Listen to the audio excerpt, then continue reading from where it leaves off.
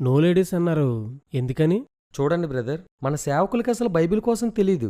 పాశ్రమ్మలతోనే వాక్యం చెప్పించేస్తుంటారు. కొన్ని సంఘాలు మరీ ఘోరం, లేడీసే నడిపించేస్తున్నారు. 1 కొరింథీ 14:34, 1 తిమోతి 2:12 ప్రకారం స్త్రీలు సంఘంలో మాట్లాడడానికి వీల్లేదు. పురుషులకు బోధించడానికి అర్హత లేదు. స్త్రీలు ఎంతలో ఉండాలో అంతలో ఉండాలి, అంతే.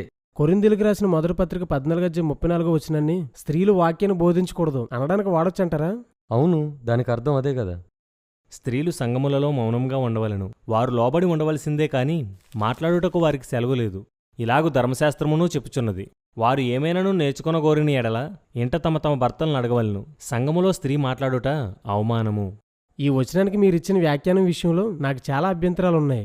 అందులో మొదటిది, బైబిల్ వాక్యాన్ని బోధించడాన్ని మాట్లాడడం అనదు, బోధించడం, ప్రసంగించడం, ఉపదేశించడం అని మాత్రమే అంటుంది. రెండవది, సంఘంతో చెప్పడాన్ని బోధించడం అంటారు, కానీ సంఘంలో మాట్లాడడాన్ని బోధించడం అనరు.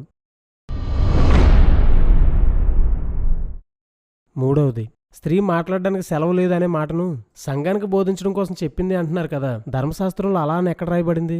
ధర్మశాస్త్ర కాలంలో మిరియాము మరియు హుల్దాలు ప్రవక్తలుగాను, దెబోరా న్యాయాధిపతిగాను పనిచేశారు. అంటే వీళ్ళు ధర్మశాస్త్రాన్ని అతిక్రమించారా? నాలుగవది, వాళ్ళు ఏమైనా నేర్చుకోవాలంటే ఇంటి దగ్గర నేర్చుకోవాలి, కానీ సంఘంలో మాట్లాడకూడదని రాయబడింది. దానికి అర్థమేంటి? సందేహాలుంటే సేవకుని అడగకూడదా? వాక్యం విని నేర్చుకోకూడదా?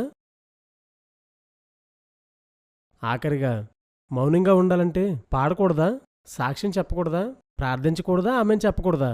కొరింథీయులకు రాసిన మొదటి పత్రిక 11:5 వచనంలో స్త్రీలు ప్రవచించవచ్చని, ప్రార్థించవచ్చని రాయబడింది. వాక్యాన్ని వాక్యమే ఖండిస్తుందా?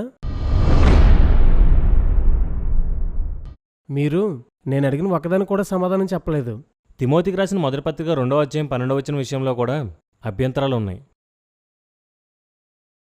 అప్పటి వరకు స్త్రీలు పురుషులు అంటూ చెప్పిన పౌలు 12వ వచనంలో ఒక స్త్రీ ఒక పురుషుడు అంటే ఎందుకు చెప్పాడు? ఆ వెంటనే ఈ వచనాన్ని కలుపుతూ ఆదాము అవ్వల కోసం ఎందుకు మాట్లాడాడు? దానికి కలుపుతూ స్త్రీ ప్రసూతి కోసం ఎందుకు మాట్లాడాడు? అసలు పౌలు ఉపదేశించకూడదని చెప్పింది సంఘానికే అనడానికి ఏ ఆధారం ఉంది? కొరింథీయులకు రాసిన మొదటి పత్రిక 14వ అధ్యాయంలో పౌలు అక్కడ క్రమశిక్షణ కోసం చెప్తున్నాడు. ఒక పక్కన వాక్యం లేదా ప్రవచనాలు ప్రకటించబడుతుంటే స్త్రీలు తమ వ్యక్తిగత విషయాలు మాట్లాడుకుంటున్నారు. దీన్ని పౌలు ద్వారా దేవుడు ఖండించాడు. ఏదైనా వ్యక్తిగత విషయం తెలుసుకోవాలంటే భర్త దగ్గర నేర్చుకోవాలని, ఇతర పురుషులతో మాట్లాడకూడదని హెచ్చరించాడు. భార్య భర్తకు లోబడాలని ధర్మశాస్త్రం అనేక చోట్ల చెప్పింది. స్త్రీ సేవ చేయకూడదు అనడానికి ఈ వచనానికి అసలు సంబంధమే లేదు. తిమోతికి రాసిన మొదటి పత్రిక 2:12 వచనంలో పౌలు భార్యాభర్తల కోసం చెప్తున్నాడు. ఆ వచనం యొక్క అసలు తర్జుమా, స్త్రీ పురుషునికి ఉపదేశించుటకు కానీ అతని మీద అధికారం చలాయించడానికి కానీ ఆమెకు సెలవీయబడలేదు. స్త్రీ సంఘంలో మౌనంగా ఉండాలి. ఆమె భర్త దగ్గర లోబడి ఉండాలి. భార్యను నడిపించే శిరస్సుగా భర్త ఉండాలి.